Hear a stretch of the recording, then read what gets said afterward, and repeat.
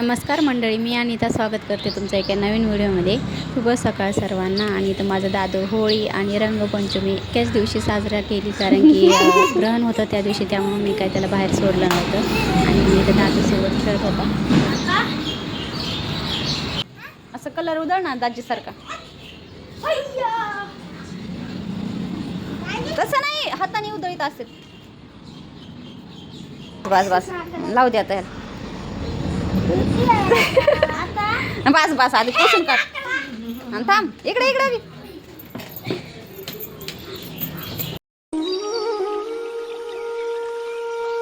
माहेरी आल्यानंतर मला पूजा करायला खूप आवडतं, म्हणजे रोज मला पूजा करायला आवडतंच, पण कारण की फुलं भरपूर असतात आईच्या घरी आणि फुलाकडे बघून मी म्हणत असते मीच पूजा करणार आहे आज, तर मग आई म्हणत असते कर।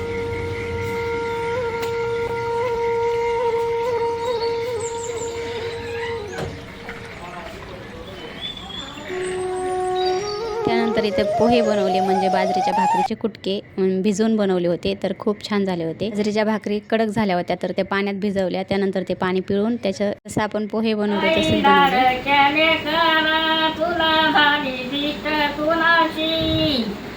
तुला झाली दिष्ट कुणाची आडवरण्या बायाची।